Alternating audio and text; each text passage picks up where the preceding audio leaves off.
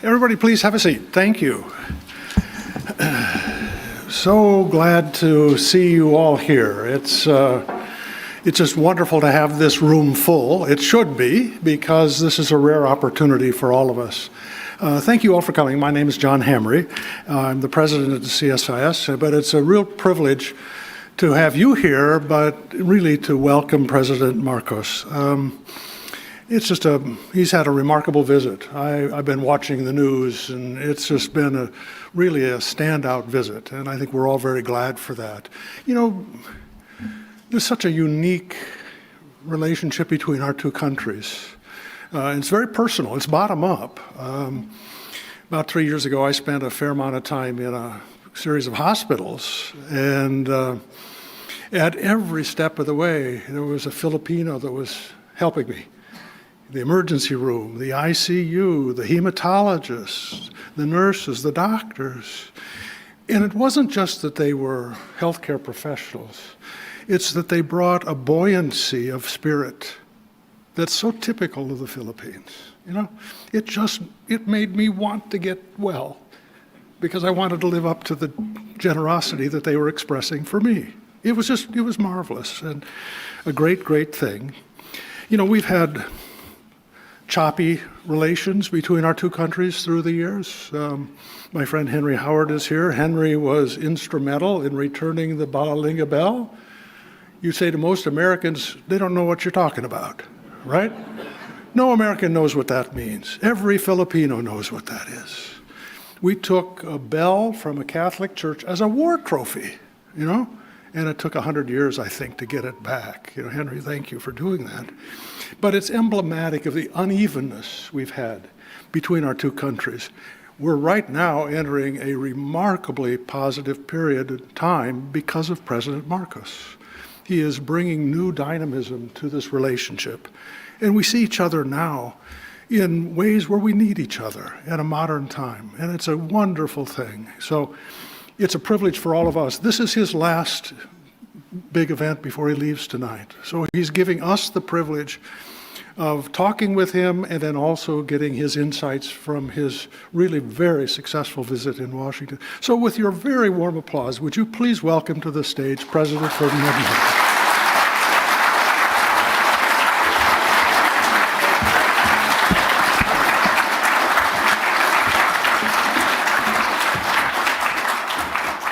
I get a special Filipino footstool.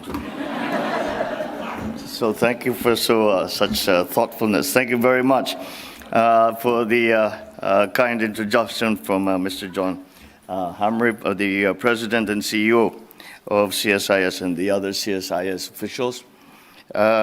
We have with us the Speaker of our House of Representatives, Speaker Martin Romualdez.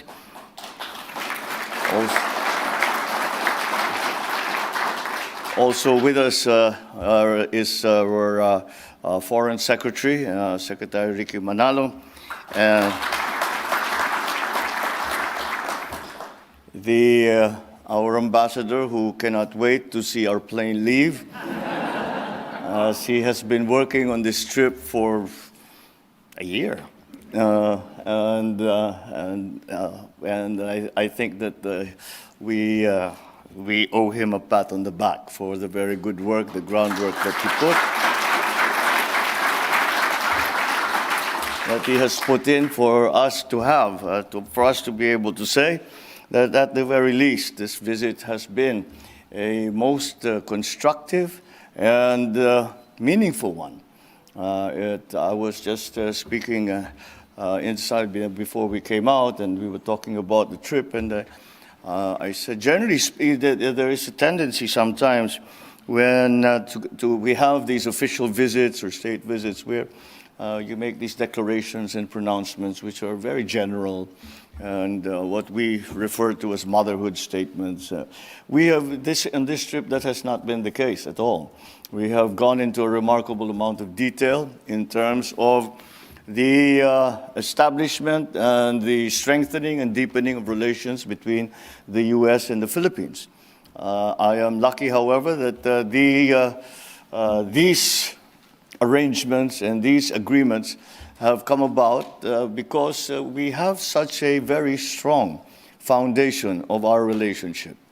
And now here we are, the CSIS, one of the world's foremost policy institutions on national security and foreign policy issues, and have been a great partner in highlighting the Philippines to its American and, of course, international audience.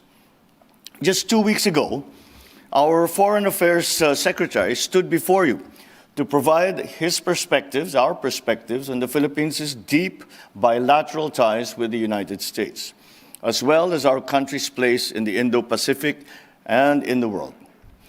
Today, I would like to delve into what I think our two countries and peoples have been and will continue to be naturally drawn to each other.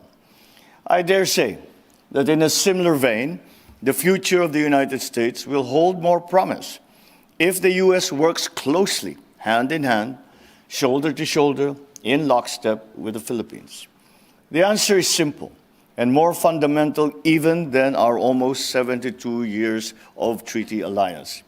What truly binds our two countries and peoples is our shared value and our commitment to mutual prosperity.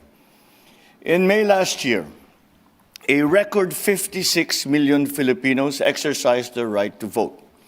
True to our roots as the first Asian republic, we showed the world, once again, that the Philippines remains a bastion of freedom in the Asia-Pacific. When I came into office in July last year, I promised to uphold these same values to ensure that democracy delivers for every Filipino, especially while we still reel from the lingering effects of the pandemic and the ripple effects of even the crisis in Ukraine and to the Philippines and to the global economy. My father once said, "Of what good is democracy if it is not for the poor?" He was absolutely right. I'm quite certain that you will all agree that this is the very same principle behind the Biden-Harris administration's national and foreign policies.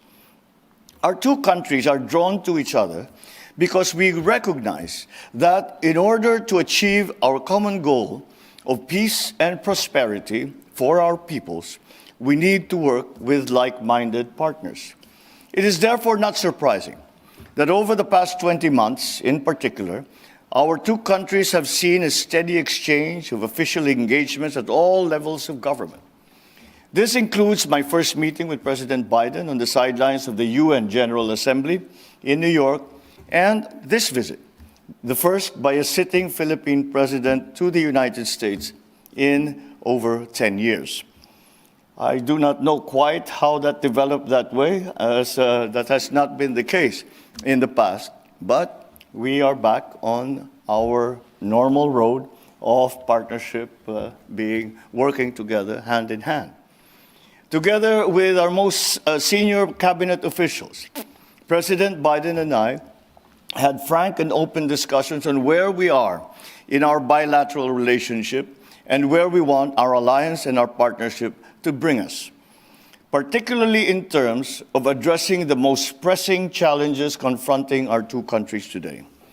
We noted that the food, water, and energy crises, climate change, terrorism, transnational organized crime, they have all become enormous and complex challenges, not only for the smaller countries such as the Philippines, but even for the large countries and great powers like the United States.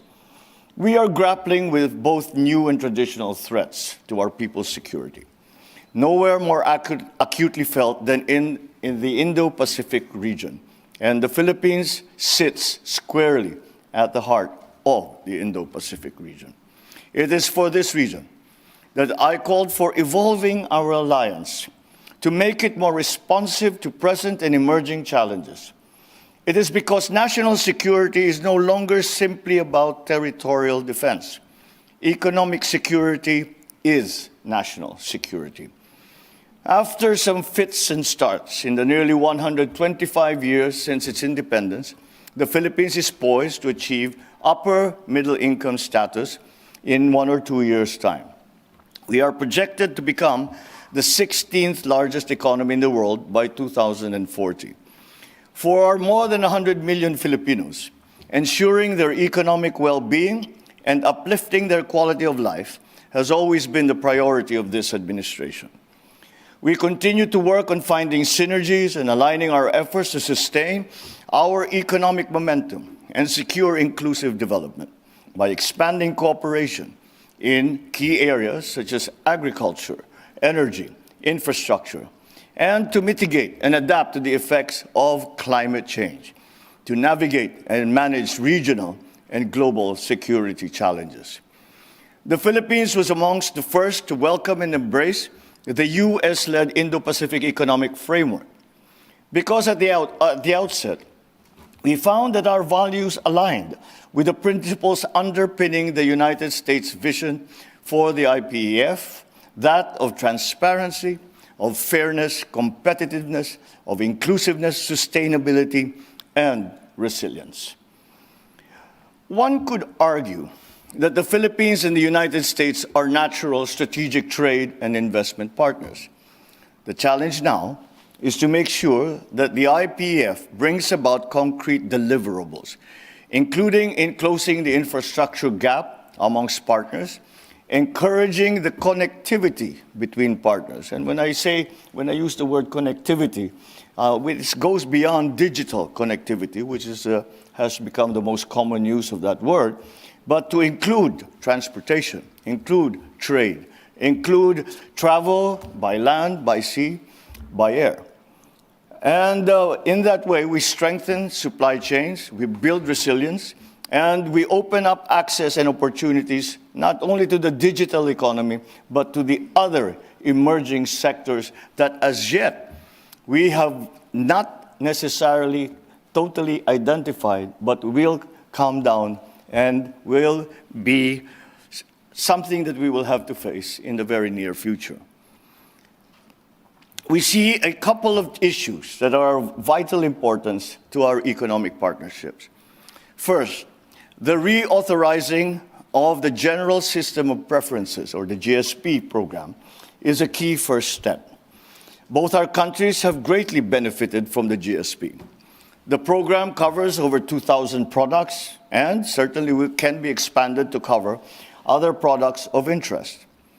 I do not say this lightly, but the Philippines has much to offer when it comes to economic opportunities that both countries can take advantage of. We grew at 7.6% last year, which made the Philippines one of the fastest growing economies in the Indo-Pacific in 2022.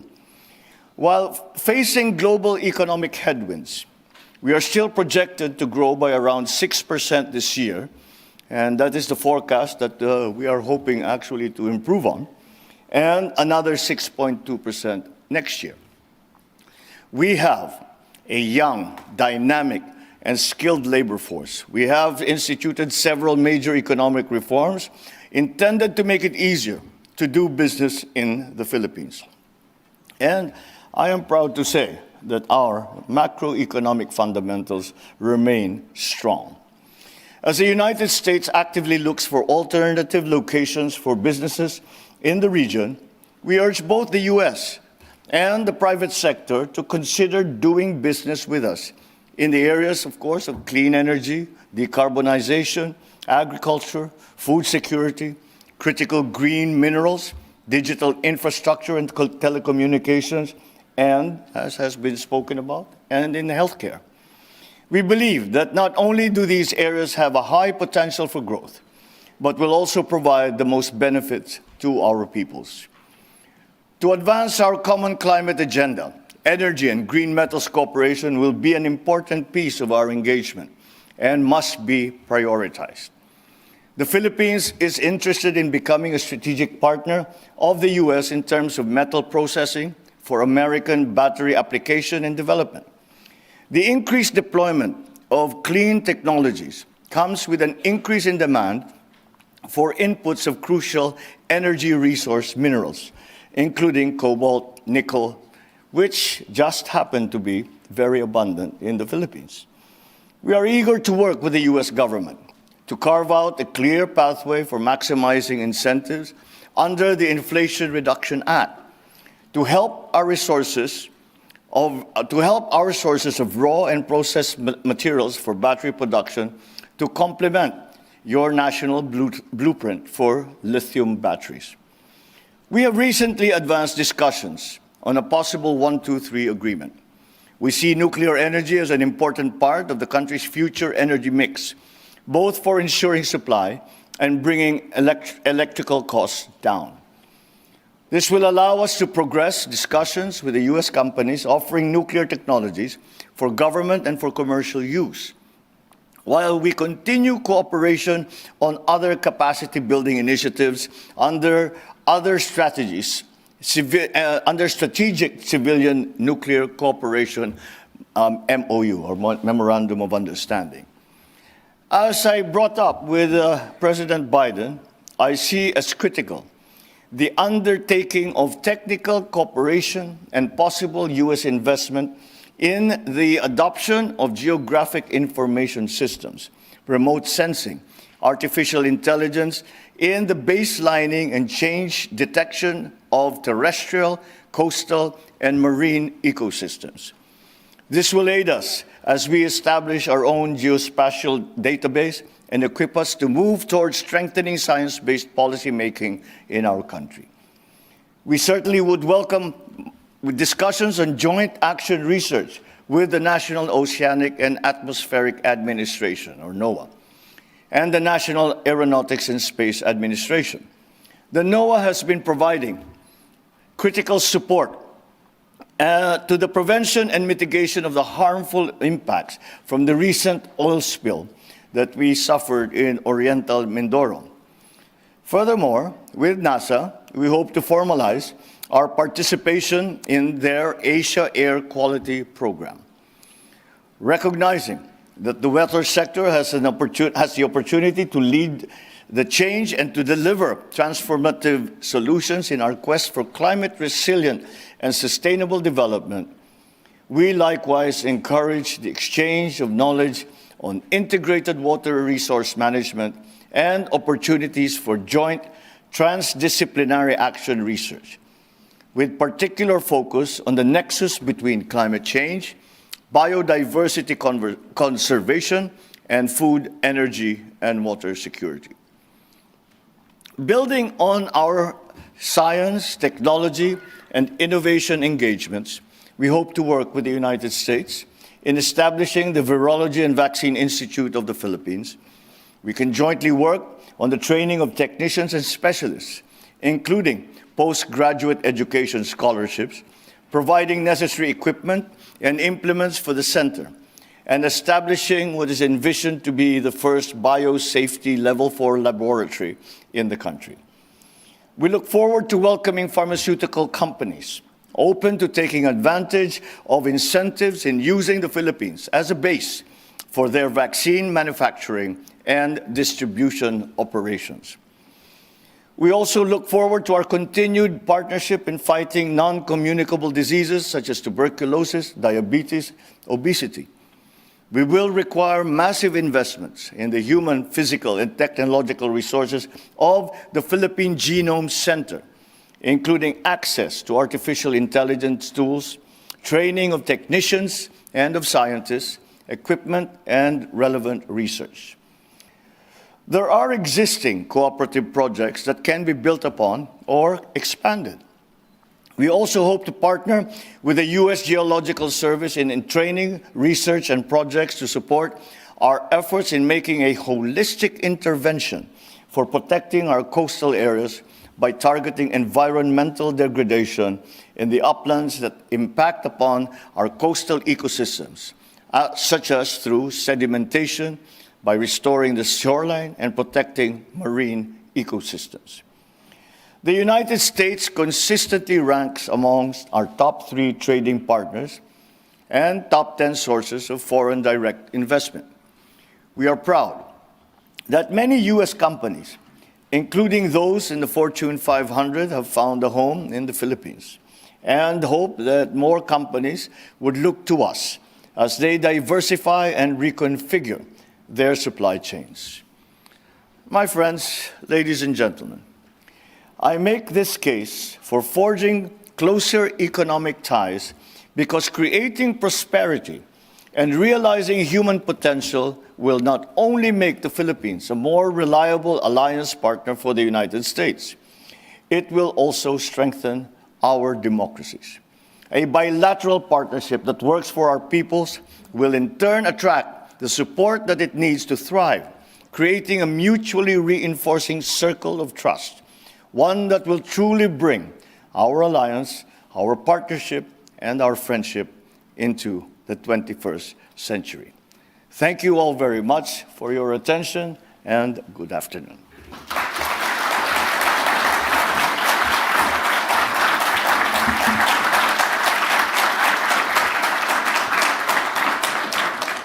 Well, let me be the first to thank you, President Marcos, for some phenomenal remarks and congratulate you on a phenomenal week of visits. I want to reiterate what Dr. Hamry said earlier about just how impressive the last few days of engagements has been.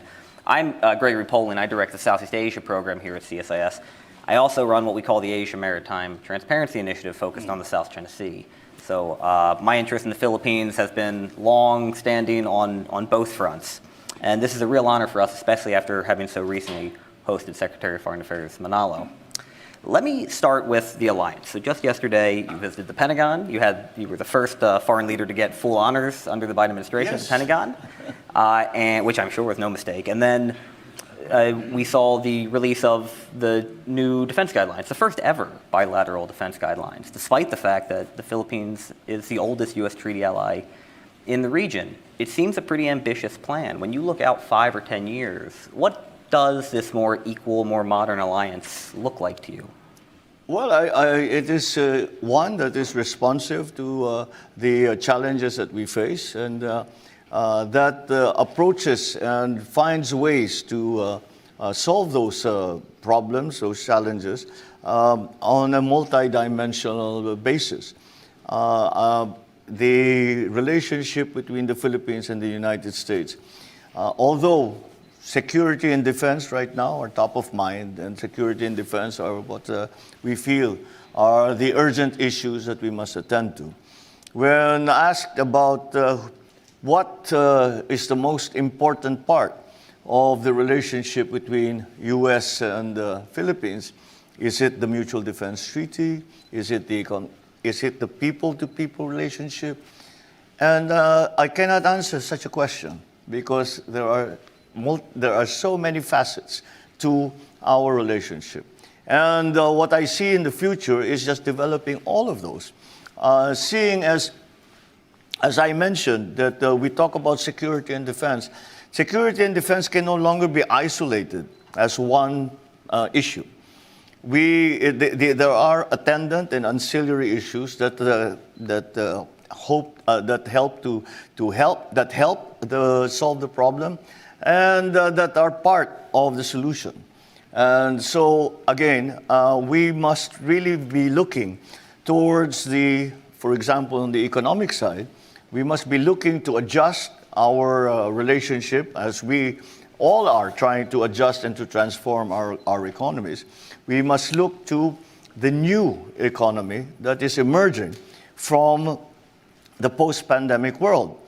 And with the impacting forces of the war in the Ukraine.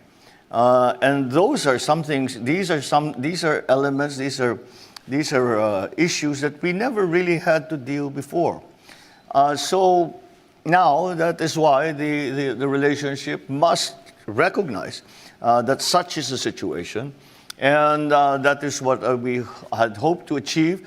And I think we have taken the very good first steps and in the right direction for our relationship to be able to respond in a relevant fashion, and with an agility that can accommodate the very fast-moving geopolitical forces, the very fast-moving geopolitical issues that arise now, whereas it used to come every year or so. Now they are every week or so, and sometimes even quicker than that. So that is the direction that I see the RP-US relationships heading. And this is what we are going to try to develop. And I think that we are in very good agreement with your president and your government as to the directions that we need to take. And this visit has been most constructive in bringing us to that point where we can say we are ready, that we are capable of looking to the world and seeing what the world has become or what the world has evolved, and evolving as well together so as to be able to play the part that we choose to play in the community of nations. Most of the announcements that came out of your trip here this week, including the joint statement with President Biden, focused not on security, but as you indicated, on food security and climate change and energy and trade. Are you happy with what the U.S. has put on the table to date on the economic front to make this really a comprehensive, not just a security-focused relationship? Well, I think that, yes, I am. No, it's simply because I think it is well recognized by both our governments, not only in the directions that we're taking, but the policies that we undertake. And for the part of the Philippines, even the new legislation that we have enacted, yes, we are attending to what can be considered to be the most critical areas. They may have, because of the situation in the geopolitical world right now, they may have begun or started with a focus on security and defense, but that was only a starting point. And from that starting point, the wide-ranging discussions that we have had, and the wide-ranging discussions that we have had have come up with some concrete proposals that now our governments will go away and study and try to find a consensus between our two governments on how to move forward. So I think this visit of myself, of the members of the cabinet, and some of the rest of the official delegation, we also had brought with us many members of the private sector. That this visit has become a very has certainly set the direction very clearly. And it is important in this volatile situation, this volatile setting, that clarity must be there, so as we are very clear in what we intend to do, what roles we play, and what positions we take on certain issues. And that, I think, we have largely achieved on this trip. Thank you. You mentioned labor rights and human rights, and a week and a half ago, in response to the tragic murder of Alex de la Rosa, your Department of Justice issued a very strong statement condemning the culture of impunity in the Philippines, arguing that it will not be allowed to stand. Could you elaborate a bit on what your administration's plans are to tackle that culture and the human rights abuses that it's allowed? Well, I think those derive most of the discussion that are critical of the human rights situation of the Philippines derive from the policy that we undertook to fight the drug war. And perhaps and in my view, what had happened in the previous administration is that we focused very much on enforcement. And because of that, it could be said that there were abuses by certain elements in the government, and that has caused some concern with in many quarters about the human rights situation in the Philippines. Well, I cannot speak to what my predecessor had in mind and what his idea was, but what I can speak to is the policy that we have undertaken. And that I said the drug war continues to be at the source of much criminality in the Philippines. The syndicates have grown stronger and wealthier and more influential, worryingly so. But instead of going after everyone, we have I tried to identify the key areas where we have that we have to tackle, the key areas that we have to attend to, so that we can see a diminution of the activity of the drug syndicates. To this end, we have just finished, we instituted a process by which we asked, it is very clear, I think anyone who looks at the drug problem in the Philippines, even very quickly, will immediately see that the problem lies in enforcement. And some of our law enforcement officers have been sucked in to these terrible systems that have enriched themselves at the cost of the lives of many, especially our young people. And the policemen, that is why we instituted, I organized a commission, and I asked for the resignation of all the police officers from colonel level up. And we have received about, 917 resignations. And we are now in the process of looking through the records of these officers to see those that have had derogatory comments, those that have evidence against them.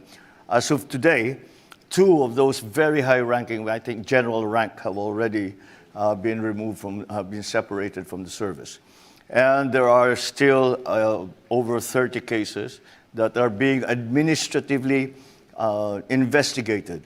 And that will continue. And if anything is found that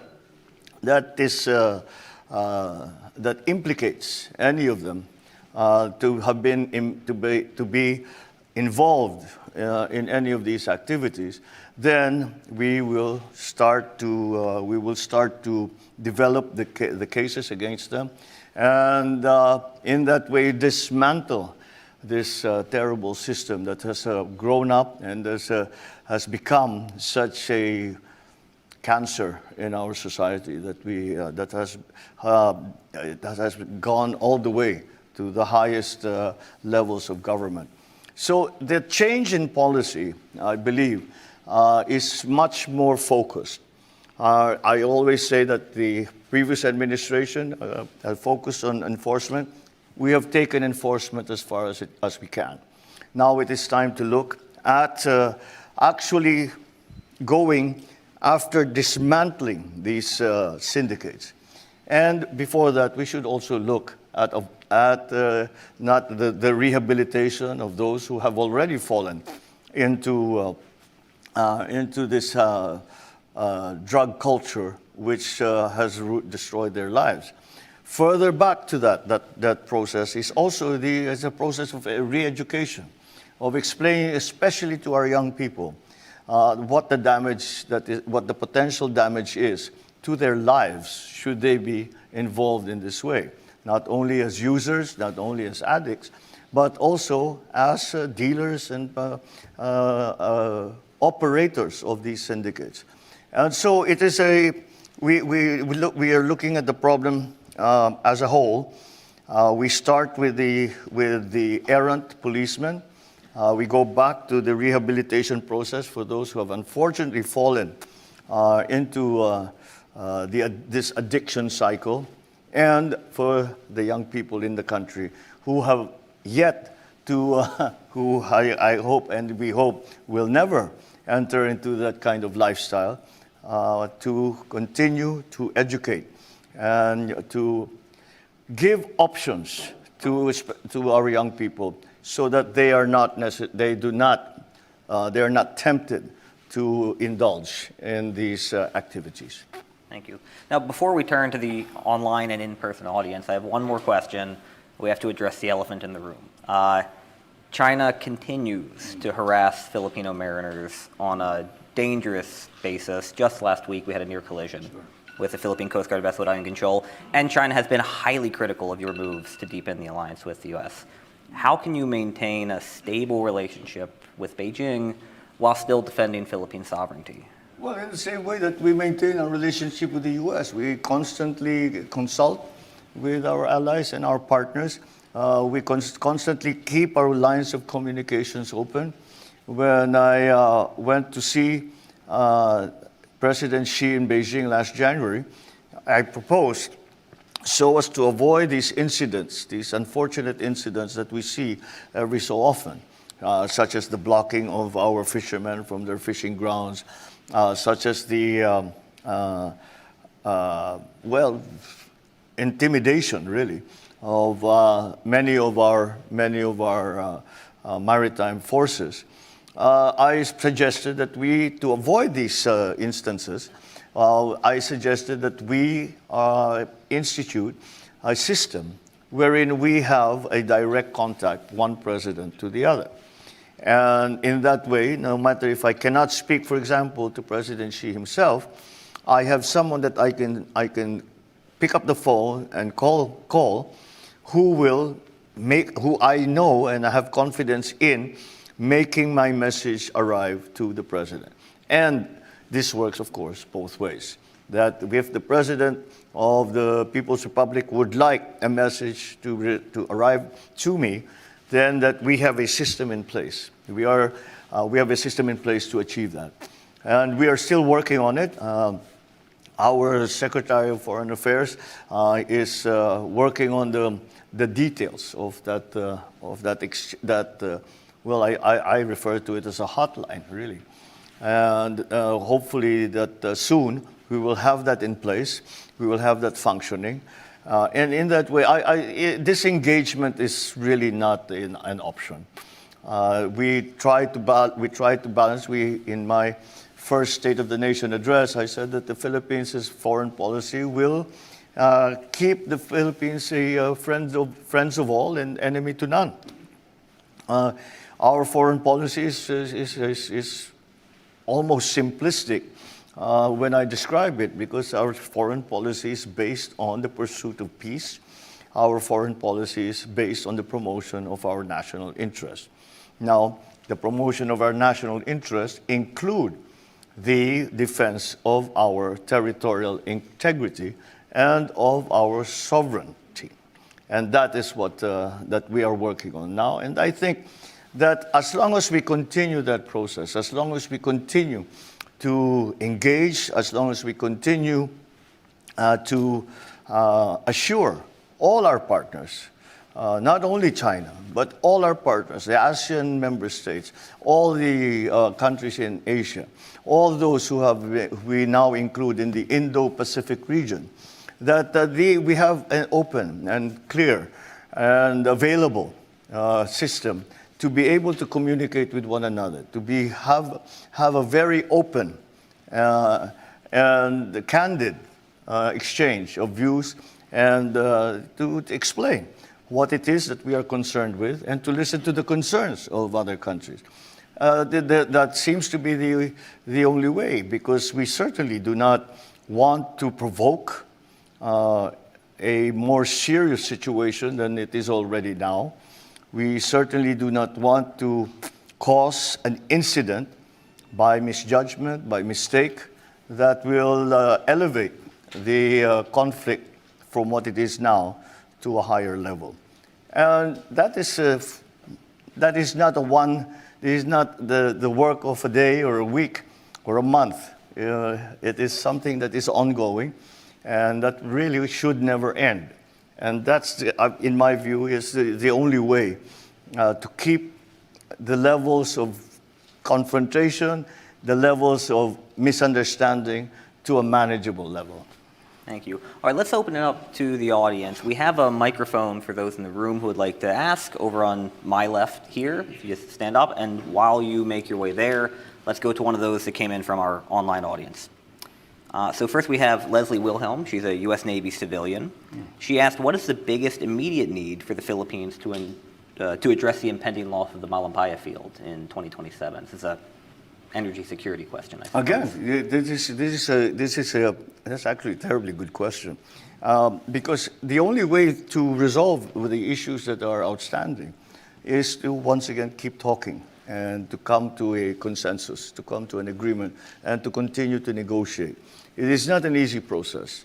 But the Malampaya fields are the natural gas fields that lie in our, within our baselines and within our exclusive economic zone. And that, again, is being questioned in certain cases, in certain areas by China. And we continue to negotiate with them. We continue to find a way. The essential problem, the essential roadblock to that whole process has been very simple. China claims certain areas of the sea, the 9-dash line, and covers just about the entire West Philippine Sea. We, on the other hand, have established our baselines, which have been recognized and accredited by UNCLOS. And therefore, there is that conflict. And so what happens now, especially when it comes to exploration for energy, for our energy needs, are which law will apply. Because we say this is part of Philippine territory, and therefore Philippine law should apply. Chinese say, no, it is part of our territory. Therefore, Chinese local laws should apply. We are slowly inching towards a resolution of that.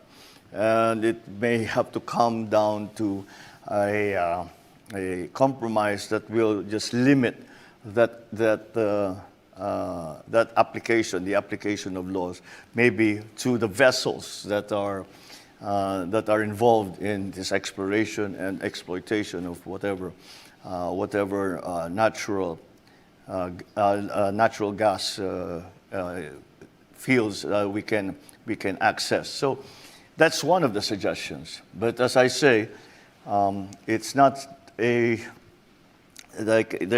is no silver bullet where you say we'll do this and it's done. As I said, we are inching slowly towards a resolution.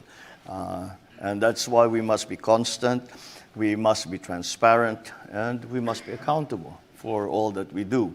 And I cannot see any other way to handle the problem other than that. Thank you. Murray? My name is Murray Hebert. I'm affiliated with CSIS and with Bar Group Asia.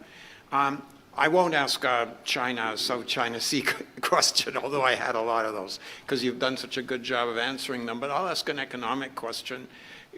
Your predecessor had roughly cut off a lot of the mining opportunities in the Philippines. But you talked in your opening remarks about the minerals that you have and that could be developed probably for electric vehicles and other purposes, clean energy purposes. Can you talk a little bit about what you're planning to do in that sector and how you're attracting foreign investment in the clean energy space? With regard to what as you describe it as the cutting off of mining opportunities in the Philippines, that was a very very much in the initial part of the previous administration. Since then, the position of the Philippines has changed. What we are working for now is not, right now we are exporting nickel, but we are exporting, as an example, nickel. We are exporting nickel as raw ore. And that is probably the worst way to do business in terms of value added in our country. And so what we are working towards now is the processing and leaving the value added in the Philippines.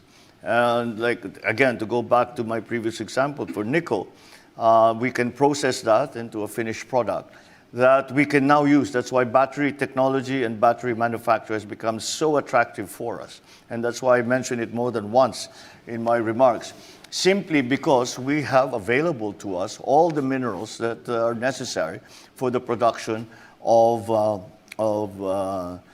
batteries. So that for me may be the ultimate end of what we are trying to do. But to do that, we have to be able to extract our copper, to extract our cobalt, to extract our nickel, and process it into a form that is useful as the raw material for further processing into batteries. So we are not yet at that point. If we were to initiate the businesses that we have been looking at in terms of battery production and all the other technologies that will help our renewable and fossil fuel mix. If we are going to be able to participate in that market, we have to be able to process our raw material into a form that is applicable as a raw material for the succeeding processes that will bring us to the point where we are actually manufacturing batteries. I think it's well recognized around the world that this is where we are headed. This is where the needs of our countries, the needs of our energy suppliers are headed, and that's what we are trying to do in the Philippines. Thank you. So let's go back to the online audience. John Bechtel with Beinar News and Radio Free Asia asked a question that we got a lot of different versions of the same question. Has the U.S. asked your government to contribute Philippine military troops to combat operations should a war break out between the U.S. and China over Taiwan? No. I suspect it's a very short or a very long answer. Well, the short answer is no. Okay. And the reason is that we have made it very clear that the bases that we have opened up to be used by American forces in the Philippines, we had just identified 4 additional bases, which we announced last month. And the original concept behind this cooperation agreement that we have with the U.S. that from which these new bases were derived from was really because of the effects of climate change and the increasing instances of disasters in the Philippines. I think, for example, everyone can remember the super typhoon. You call it Haiyan, we called it Yolanda, and that was 9 years ago, 10 years ago now. And that was, for example, that everyone said that is a 100-year typhoon, and meaning this strong a typhoon only occurs every 100 years or so. Well, 8 years later, we had Typhoon Odette that was not quite as strong, but laid waste to as much of our resources as Yolanda did. We call it Yolanda, that Haiyan did. And so you can see that the climate change, for number one, I'm at the very least, after all of these things that have happened, the naysayers that say that climate change is not real, etc., global warming is not a big deal, etc., etc. At least we have heard less and less of that. But that recognition that this is the situation that we are facing. The Philippines, in terms of climate change, has been determined and assessed to be one of the most, if not the most, vulnerable countries when it comes to the effects of climate change. And that's what EDCA was for, because we always run to our partners, to the United States, to our Asian partners for help when these things happen, as indeed we do help when our Asian partners, our partners everywhere around the world have a problem such as this. And that is the exchange. And the EDCA sites were meant to be, conceptualized really to be the places that we could use so as to be able to provide quicker relief, quicker rescue, do a better job, in other words, of rehabilitating and reconstructing the damage that will be caused by these disasters. And that's really the basic premise of the EDCA sites. Now, with the increasing tensions, especially in the Taiwan Straits, then the military aspect and the security and defense aspect, to go back to the terminology we've been using, the security and defense aspect became part of that mission. And that's why it became sensitive. And that is why China has been terribly critical. But I do everything I can. The foreign minister of China just visited with me a couple of weeks ago, 3 weeks ago. And I told him and I assured him that no, these are not intended to be military bases to attack, to move against anyone, any country, not China, not any country. We have, again, let me return back to the simple concept of our foreign policy, and it is the continuing work that we would like to be involved in the pursuit of peace. And that continues to be the case. So I am, if should there be such an attempt to use the EDCA sites for offensive action, then that would be outside the parameters of what we had discussed and what the EDCA sites are in fact for. So, but to be fair, the United States has never brought up the possibility that the United States will use the EDCA sites as staging areas for any offensive action against any country. And I think we are in lockstep with the US with that, and that they understand the concerns that the Philippines has and are sensitive to the reasons why we have those concerns. So again, to go back to the quick answer, no, the United States has never said that this is a possibility, and we have also made it clear from our end that we will. This is not the purpose of those sites, and this is not the way they will be used. Thank you, sir. I know it's been a very long week, and this is your last public event, so we are going to end it on time. That's going to be the last question. Please, everybody, join me in thanking the President of the Republic of the Philippines, Ferdinand Marcos Jr.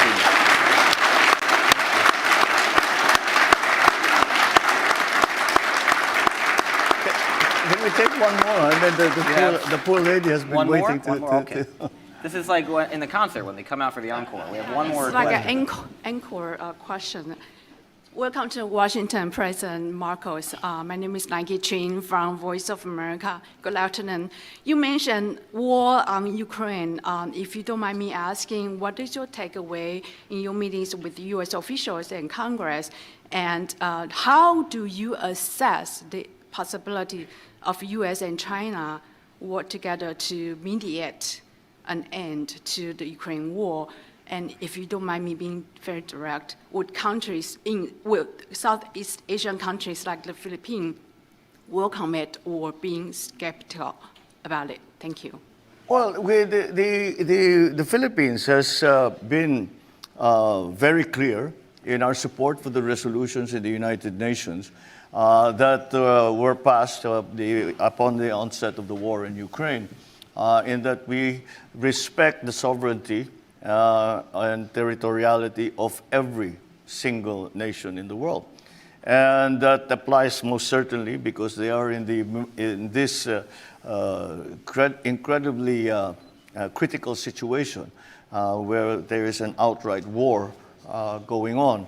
So this is these are some of the shared values that I spoke about when it comes to the U.S. for one, but also of the many countries around member states of ASEAN, the countries around Asia. I think we are in full agreement that we must continue to protect the sovereignty, not just sovereign rights, but the sovereignty of each nation, no matter where they are, and that the situation in Ukraine cannot continue.